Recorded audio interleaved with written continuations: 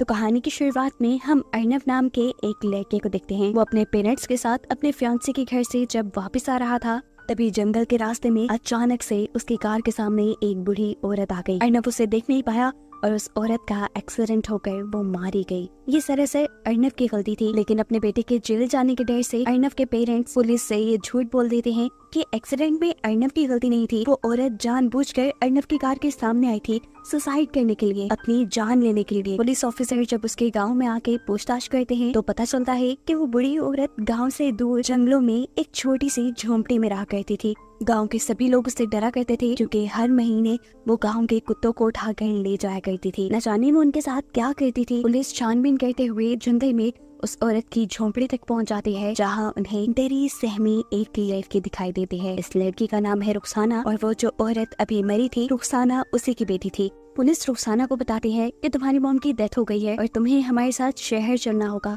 अजीब बात ये थी कि इस टाइम हम रुखसाना के मुंह पे कोई परेशानी, कोई दुख नहीं देख रहे थे, ऐसे जैसे उसे अपनी मॉम की मौत से कोई फर्क ही ना पड़ा हो। वो अर्नव और पुलिस के साथ शहर आ जाती है। सीन कट होकर हमें मुर्दा घर में एक आदमी को दिखाया जाता है। वो जब पोस्टमार्टम के बाद इस बूढ़ी औरत को दफन कर रहा था तो तब उसे उस औरत के हाथ पे एक अजीबोगरीब निशान नजर आता है। जिस निशान को देखते ही वो डर गया। उसने फौरन बांग्लादेश में एक आदमी को कॉल मिलाई जिसका नाम था प्रोफेसर कासिम अली। यह आदमी कासिम अली को बताता है कि उसने एक मरी हुई औरत के हाथ पे औलाद चक्र का निशान देखा है। ये बात सुनते ही कहानी एकदम से फ्लैशबैक में चली जाती है और हमें कासिम अली के पुराने दिन दिखाए जाते हैं जब कासिम अली क़यामत आंदोलन नामी एक मुहिम का हिस्सा थे। इस मुहिम के दौरान कासिम अली हर उस औरत को मार दिया करते थे जिसके हाथ पे औलाद चक्र का निशान होता था। ऐसे ही एक दिन जब कासिम अली एक औरत को मारने लगते हैं तो वो औरत कासिम अली की आंख में अगरबत्ती घुसाकर वहाँ से भाग जाती है। उस वक्त वो औरत प्रेग्नेंट थी। इस सारी कहानी को बताने का मकसद ये है कि वो औरत जिसे अभी मारा गया वो कोई और नहीं बल्कि वही औरत थी जो कासिम अली की आंख पर हमला करके भाग गई थी, जिसका पता अब कई सालों बाद कासिम अली को चला था। यहाँ प्रेजेंट टाइम में हम देखते हैं कि जब रुखसाना पुलिस से बात कर रही थी तो वो काफी डिस्टर्ब थी। उसने पुलिस से कहा कि उसे अगरबत्ती से डर लगता है। इन सारी चीजों के दौरान हम देखते हैं कि वो आदमी जिसने कासिम अली को उसकी मॉम के मरने की खबर दी है वो भी चुपके से उसके ऊपर नजर रखे हुए था। सारी लीगल फॉर्मेलिटीज कंप्लीट होने के बाद अर्नव रुखसाना को उसके जंगल वाले घर में छोड़ने के लिए चला जाता है, जहाँ रुखसाना को रुखसाना की मरी हुई माँ के एलियंस आते हैं जो रुखसाना को अपने पास बुला रही थी। यही अब इसी झोंपड़ी में रुखसाना को किसी के जोर जोर से सांस लेने की आवाजें आने लगती हैं, जिससे डर कर रुखसाना वहाँ से भाग जाती है। अगले दिन दिखाया जाता है कि कासिम अली अपने कुछ लोगों के साथ रुखसाना को उसकी झोंपड़ी में पकड़ने के लिए आए थे, लेकिन रुखसाना तो उनके आने से पहले ही भाग चुकी थी। यहाँ कासिम अली को रुखसाना का एक बाल मिलता है जिसे वो अपने पास संभाल कर रख लेते हैं। हम देखते हैं कि रुखसाना भाग भाग कर अर्नव के घर आ चुकी थी। वो बहुत ज्यादा डरी हुई थी। उसने काफी सारा टाइम अर्नव के बेड के नीचे गुजारा। एकदम से अर्नव की भी नजर उसके ऊपर पड़ जाती है और अर्नव उसे यहाँ देखकर परेशान हो जाता है। उससे पूछता है तुम यहाँ कैसे आई, जिसके जवाब में रुखसाना कहती है कि कुछ बुरे लोग उसके पीछे पड़े हुए थे जिनसे जान बचाकर उसे भागकर यहाँ आना पड़ा। रुखसाना बताती है मैं उनमें से किसी आदमी को नहीं जानती थी सिवाय एक के। उस आदमी को मैंने अपने बचपन में देखा था। बचपन में भी वो मुझे मारने आया था और मुझे लगता है कि अब भी वो मुझे मारने ही आया है। उसकी मेरे साथ क्या दुश्मनी है मैं ये नहीं जानती। इस आदमी की हमें समझ आ ही गई थी कि वो और कोई नहीं बल्कि प्रोफेसर कासिम अली थे। अब क्योंकि रुखसाना जंगल से यहाँ तक भाग भाग कर आई थी, वो भी नंगे पांव, इसी वजह से उसके पांव बुरी तरह जख्मी थे, जिस पर लगाने के लिए अर्नव उसे एक ट्यूब देता है। वो उसे एक रात अपने घर रुकने की इजाजत दे देता है क्योंकि इस टाइम एक अकेली लड़की का बाहर जाना खतरनाक साबित हो सकता था। लेकिन वो रुखसाना से कहता है कि सुबह होते ही मैं तुम्हें शेल्टर होम छोड़ आऊंगा। सुबह होते ही वो रुखसाना को लेकर शेल्टर होम की तरफ निकल जाता है, लेकिन शेल्टर होम की हालत बहुत बुरी थी। उसमें किसी इंसान का रहना नामुमकिन था। इसीलिए अर्नव फैसला करता है कि वो रुखसाना को कुछ और दिन अपने ही घर रखेगा। जितने दिन रुखसाना अर्नव के घर पे थी, हम नोटिस करते हैं कि रुखसाना आम इंसानों से कई मुख्तलिफ है। उसे शहर के तौर तरीके नहीं आते। वो डस्टबिन से खाना निकाल कर खाती है, अजीबोगरीब तरीके से चलती है। लेकिन एक अच्छी बात ये भी थी कि रुखसाना बहुत अच्छी पेंटिंग करती थी। उसके पास हर टाइम एक नेल कटर होता था जिससे हर रोज वो अपने नेल काटा करती थी, क्योंकि रोज उसके नेल आम इंसानों से कहीं ज्यादा बढ़ जाया करते थे। अर्नव इस चीज से परेशान एक दिन उसका नेल कटर छुपा लेता है और अपने नेल काटने के लिए रुखसाना छुरी का इस्तेमाल करती है, जिसकी वजह से उसके पाँव बुरी तरह जख्मी हो जाते हैं। इसके अलावा अब अर्नव के घर में कुछ अजीबोगरीब चीजें भी होने लगी थी। यानी जैसे ही अर्नव ऑफिस के लिए निकलता था, अर्नव के घर से कुछ अजीबोगरीब आवाजें सुनाई देती थी, जिन आवाजों के बाद रुखसाना का भी चेहरा बदल जाया करता था। उसका चेहरा डरावना हो जाता था। ऐसे ही एक रात में रुखसाना को बहुत जोर से पेट में दर्द होता है। यहाँ अर्नब उसके पास उसकी मदद के लिए आता है, लेकिन वो अर्नब को भी अपने से दूर कर देती है। उसके बाद आधी रात में जब अर्नब सोने के लिए चला गया तो तब हमने देखा कि रुखसाना ने टेरेस में जाकर बिल्डिंग से जंप कर दी। लेकिन इस सब के बावजूद वो मरी नहीं, वो तो जिंदा सलामत ऐसे नीचे थी जैसे कुछ हुआ ही ना हो। और इस बात से हमें मालूम हुआ कि वो कोई आम इंसान नहीं बल्कि एक ऐसी क्रिएचर है जिसके बारे में शायद हम नहीं जानते। वो यहाँ नीचे जाकर सोसाइटी के एक डॉग के ऊपर हमला कर देती है और बुरे तरीके से किसी वैम्पायर की तरह उसका खून चूसते हुए उसे मार देती है। सीन कट होकर हमें कासिम अली को दिखाया जाता है, जो एक बंधी हुई औरत के पास आई है। कासिम अली ने उसे काफी साल से अपनी कैद में रखा हुआ था।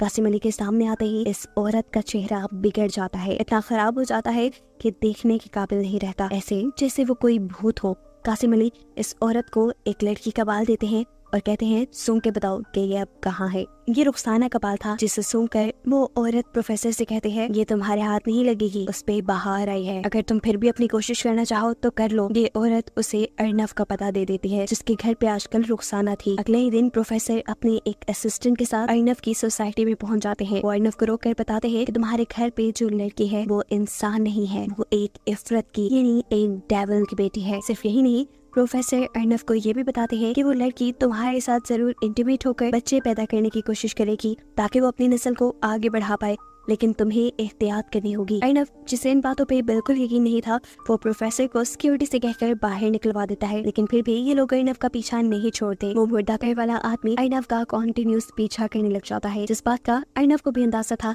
इसीलिए उन दोनों के दरमियान में लड़ाई हो जाती है और इस लड़ाई के नतीजे में अर्नब का सर फट जाता है। वो जब घर आया तो रुखसाना उसे देखकर परेशान हो गई। अर्नब ने सारी सच्चाई रुखसाना को बताई कि किस तरह एक प्रोफेसर उसे मिला था और उसने उसे ऐसी बातें कही हैं। अर्नब रुखसाना को ये भी बता देता है कि उसका सर मुर्दा घर वाले आदमी ने फाड़ा है। इस सब के बाद अर्नब तो सोने चला जाता है, लेकिन रुखसाना नहीं सोती। हम रुखसाना को उसके एक अजीब और असली भयानक रूप में देखते हैं। वो अब किसी जानवर की तरह बिहेव कर रही थी और किसी जानवर की तरह ही छलांगे लगाते हुए वो मुर्दा घर में जाकर बेदर्दी से उस मुर्दा घर वाले आदमी को मार देती है और फिर दोबारा उछलते कूदते हुए अर्नब के उठने से पहले घर वापस लौट आती है। अर्नब जब उठता है तो देखता है कि रुखसाना बहुत ही प्यार से उसके पास बैठी हुई थी, लेकिन इसी टाइम हम देखते हैं कि यहाँ पर अर्नब की फियांसी आ जाती है, जो इन दोनों को एक साथ देखकर गुस्सा होकर वहाँ से चली जाती है। और इस सब की वजह से अर्नब बहुत ज्यादा टेंशन में आ जाता है। वो रुखसाना को घर से निकल जाने का ऑर्डर दे देता है और गुस्से में रुखसाना उसी का गला पकड़कर हवा में उठा देती है। रुखसाना जानती थी कि उसने गलत कह दिया, इसीलिए वो बार बार अर्नब से उसकी इस हरकत के लिए माफी मांगती है, लेकिन अर्नब भी अब डर चुका था। रुखसाना का ये बिहेवियर देखकर उसे प्रोफेसर कासिम अली की बातें याद आने लगी थी। वो घर से बाहर निकलकर जब प्रोफेसर कासिम अली के ऊपर रिसर्च करता है तो उसे जो बातें मालूम होती हैं उससे उसके होश उड़ जाते हैं। उसे मालूम होता है कि आज से कई साल पहले बांग्लादेश के अंदर लोग लड़कियों को किडनैप करके उनके ऊपर काला जादू किया करते थे। इस जादू के दौरान एक कल्ट लड़कियों को डेविल के हवाले कर देता था। वो इन लड़कियों के साथ इंटीमेट होता था ताकि उसके इंसानों जैसे बच्चे इस दुनिया में आ सके। जो लड़कियां इफरत के साथ इंटीमेट हो जाती थी उनके हाथ पे औलाद चक्र का निशान बना दिया जाता था, जैसा रुखसाना की मोम के हाथ पे था। ये कल्ट और उनके ये काम इतने ज्यादा बढ़ गए कि हर तरफ हंगामे होने लगे और इसको खत्म करने के लिए प्रोफेसर कासिम अली ने एक मुहिम शुरू की। वो ढाका यूनिवर्सिटी के एक प्रोफेसर थे। उन्होंने डेविल यानी इफरत के ऊपर बहुत सारी रिसर्च की हुई थी और वो इफरत और इफरत से जुड़ी हर चीज को इस दुनिया से मिटाना चाहते थे। इस मुहिम को क़यामत आंदोलन का नाम दिया गया था, जिसमें लोग उन लड़कियों को बच्चा पैदा होने के बाद मार दिया करते थे जिनका डीमन के साथ कोई ताल्लुक था। कासिम अली तकरीबन सारी लड़कियों को मारने में कामयाब हो गया, लेकिन एक लड़की उसके चुंगल से बचकर भाग गई, जो थी रुखसाना की मोम। साफ मतलब ये था कि रुखसाना भी एक इफरत की यानी डेविल की बेटी थी। ऐसे बच्चे वो बहु इंसानों की तरह ही दिखते हैं, लेकिन इंसानों से कहीं ज्यादा ताकत होती है इनमें। इनके नाखून और बाल बहुत जल्दी बढ़ जाते हैं। इंटरेस्टिंग बात यह है कि डेविल के जितने भी बच्चे पैदा हुए वो सब की सब लड़कियां थी और अगर ये किसी इंसान के करीब आ जाती तो 1 महीने के अंदर अंदर उनके बच्चे पैदा हो जाते। डेविल के इन बच्चों के अंदर जहर भी होता है, जिसे हर महीने इन्हें निकालना पड़ता है। अगर ये हर महीने उस जहर को ना निकाले तो उस जहर से ये खुद ही मर जाए। काफी सारी ऐसी लड़कियां इंसानों का शिकार करके इंसानों में अपना जहर डालकर उन्हें मार दिया करती थी, लेकिन रुखसाना और उसकी मॉम इस काम के लिए कुत्तों को मारती थी। अब अर्नव, जिसे ये सारी हकीकत पता चल चुकी थी, वो बहुत उदास घर लौटता है और यहाँ रुखसाना एक और मर्तबा उससे माफी मांगने लग जाती है। यहाँ रुखसाना अर्नव को बताती है कि वो भी प्रेग्नेंट है और अर्नव ये सुनकर पूरी तरह शॉक रह जाता है। डरकर वो रुखसाना को जंजीरों से बांध देता है और प्रोफेसर कासिम अली को अपने पास बुलाता है। प्रोफेसर कासिम अली रुखसाना के ऊपर बहुत जुल्म करते हैं, उसे बहुत मारते पीटते हैं और अर्नव उसे यहीं पर हेल्पलेस छोड़कर चला जाता है। इस सारे वाक्य के बाद अर्नव बहुत ज्यादा डिप्रेस हो चुका था। कई हफ्ते वो एक ही कमरे में बंद रहा। अर्नव के पेरेंट्स को लगा कि शायद अर्नव की एंगेजमेंट टूटने की वजह से ये सब हो रहा है, इसीलिए वो अर्नव की फियांसी को घर बुला लेते हैं, जहाँ वो अर्नव से कहती है, तुम क्या ड्रामे कर रहे हो, खुद ही गलती की है और खुद ही ड्रामे कर रहे हो, चलो खत्म करो ये सब। और यहाँ डिप्रेस्ड अर्नव उसके सामने सब बता देता है। क्योंकि ये उसकी दोस्त थी बहुत अच्छी, अर्नव सब कुछ उससे शेयर कर लेता था। अर्नव अब उसे रुखसाना की सारी कहानी सुनाता है। ये कहानी सुनकर वो लड़की भी शॉक थी। अर्नव उससे कहता है, रुखसाना एक डेविल की बेटी नहीं, रुखसाना एक शैतान नहीं, बल्कि उससे बड़ा शैतान तो मैं हूँ, जो मैं उसे ऐसे अकेला छोड़ाया, ये जानते हुए भी कि वो मेरे ही बच्चे की माँ बनने वाली है। यहाँ अर्नव की फियांसी सारी सिचुएशन समझते हुए और अर्नव की दिमाग की हालत को देखते हुए उसे कहते हैं, जाओ तुम जाकर रुखसाना की मदद करो। अर्नव फौरन अपने फ्लैट में जाता है और वहाँ जाकर वो देखता है कि रुखसाना तो वहाँ से भाग चुकी थी और जो लोग रुखसाना के ऊपर नजर रखे हुए थे, रुखसाना ने उन्हें मारकर फांसी से लटका दिया था। सीन कट हो गए, हमें रुखसाना को दिखाया जाता है जो कासिम अली के घर पहुंची है। कासिम अली उसे यहाँ देखकर शॉक था।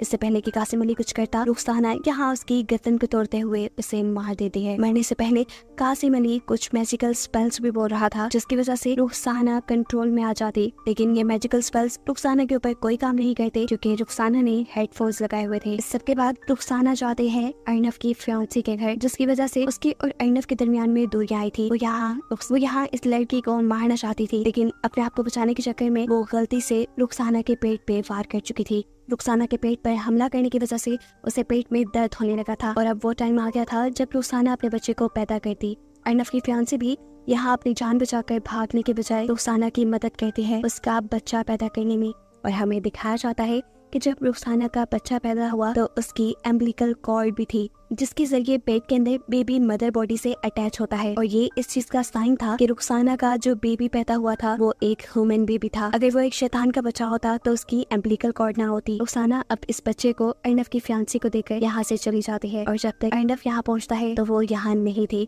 अर्नव उसे ढूंढते ढूंढते उसी जंगल तक पहुँच जाता है जहाँ मूवी के स्टार्ट में उसने पहली मर्तबा रुखसाना को देखा था। रुखसाना उसे यहाँ मिल भी गई। वो अर्नव को बताती है कि उसका बच्चा एक इंसान है, कोई शैतान का बच्चा नहीं, और ऐसा सिर्फ इसलिए हुआ था क्योंकि वो अर्नव से सच्चा प्यार करती थी। आज रुखसाना का वो दिन भी था जब उसकी बॉडी के अंदर जहर बहुत भरा हुआ था। वो चाहती तो यहाँ अर्नव को मार देती, लेकिन वो अर्नव को कुछ नहीं करती और इस तरह उसका जहर उसे ही मार देता है, जिसे दिखाते हुए ये कहानी यहाँ खत्म हो जाती है। लेकिन कहानी के आखिर पे मैं आपको बता दूं कि रुखसाना के मरते साथ ही डेविल के सभी बच्चे मारे गए थे और ये काम कासिम अली ने आज से कई साल पहले ही कर लिया था। उस टाइम बस रुखसाना की मॉम भाग गई थी, जिसकी वजह से एक रुखसाना ही डेविल की बेटी थी जो मारी नहीं गई। उसका बेटा भी पूरी तरह इंसान था और ये दुनिया अब इफरत यानी डेविल के कल्ट से आजाद थी।